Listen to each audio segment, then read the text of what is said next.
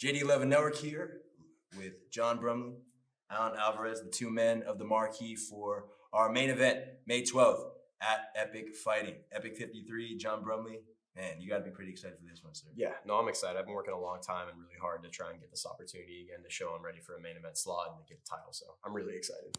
Alan Alvarez, you're pretty new in the game. You're only 21. You are undefeated, one of the top prospects in the circuit. How excited are you for your first main event? I'm excited. I really want the belt. I've been training every day since I was 15, so I'm excited for this. Yeah, so you've been training every day since you were 15. So on paper, you don't have nowhere near as much experience as him. He has close to 10 fights. You only have 3 fights. How is your experience going to become a factor with his? My striking and grappling is better than his. Yeah. What do you say to that? I mean, grappling-wise, I definitely think you have some accolades on there, but I don't think you can tell me on the feet, bro. I think I'm faster and I hit way harder than you. All due respect. All due respect. Yeah, so John did an interview with Jason Stewart, and he said at the end of the interview, I promise I'm going to knock him the fuck out. So he promises that he's going to knock you out. What do you think about that? Yeah, he's not good enough. He's a 4-4 fighter. He's 50. It's like 50-50 fighter. He wins one fight, loses one fight. I'm going to be in under 2 rounds. We talked previous in your last interview and how people have kind of underestimated you because of your record. Mm-hmm. You're actually on a winning streak right now. At one point, you were 2-4. Mm-hmm. Do you take any disrespect that people look down on you for your record? No, it makes sense. I mean, on paper, it looks like I suck. It makes sense. I fought some of the best guys in Cali, though. That's where I get my confidence from. I fought nothing but killers and some of the best guys in California. The Epic's throwing at me. It's my 3rd main event in my career. I've already main evented for Epic. I fought former champions. I mean, my losses may look bad on my record, but I fought good dudes, so yeah. I have nothing to be ashamed about. No, you really hone in on that, that you fought nothing but killers. Is he the toughest opponent of your career to date, though? I would say he's one of the toughest, yeah. He's young. He's got a lot behind him. I mean, 3-0 quick. He's fought good dudes. Purple belt in jiu-jitsu. He's definitely a tough fight. I'm not looking past him at all. Yeah. I just think I'm going to be better on that night. Yeah. I know you've done your homework on his previous opponents, watched some of his fights. Do you think any of the guys he's fought are better than you? Nah. I mean, I've seen his wins. I think I think this is gonna be his 10th fight, and he's only fought one opponent with the winning record. So, no, that's kind of bad, Yeah. So I'm curious because I haven't looked at too many people you fought, at least the logistics of the record and whatnot.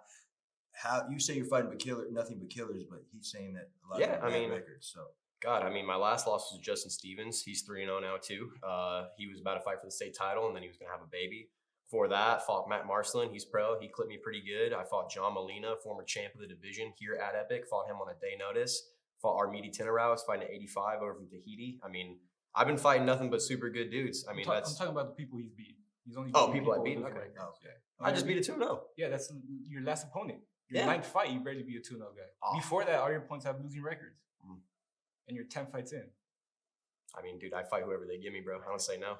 I don't say no. Last time we did an interview was post-fight after you submitted Christopher Jordan, and you said that so many people have been ducking you for 6 months. Do you think he was ever ducking you, or do you no? Okay, no. Where does he get that from? No one's been ducking. No. Where does he come up with these things? Oh, dude. He's been ducking a 4-4 fighter. Yeah. One thing that's really cool about both you guys is the gym's tied to you. There's a lot of procedures. Obviously, you fight out of Dan Hendo's gym, and he's an MMA icon. You fight out of 10th Planet Jiu-Jitsu San Diego, one of the most prestigious gyms in the San Diego area. Obviously, I mean, they have a lot of accolades. Lee Millay, Juliana Miller, Liz Carmousis fought out of there. Do you feel any pressure having that 10th Planet tag to you, especially since it is in your hometown of San Diego? You are going to be the hometown guy. Yeah, there's always pressure when you fight, but it doesn't matter. I know I'm better than him. So it won't be a factor. Yeah. What about you? I mean, you got Dan Hendo's name tied to you. I mean, pressure on that end? No, I mean, it's exactly like he said. There's always pressure. Everyone can look like a man of steel, but, when it's time to shove, no one's ready for a fist fight all the time. It's, you're about to go in there and take damage, so he's not wrong. But I have a really strong camp behind me. I have Dan Henderson coaching my wrestling. He's one of the best guys in the game. I mean, Olympic wrestler, UFC title challenger. My striking coach, Tarek Safdien, former top 10 UFC welterweight contender, Strikeforce champion on jiu-jitsu. Joe Daddy Stevenson, my black belt coach. So I got all my bases covered. So there's not much in the cage I'm going to be worried about. I'm curious because in your previous interview with Jason, you were saying how you're not afraid to lose. Obviously, you've lost 4 times. You're undefeated. So do you feel like you have more to lose than him, losing that O? Oh, not really. Not really. It's amateur, so it really doesn't matter. But it's all growing. I don't really think it matters.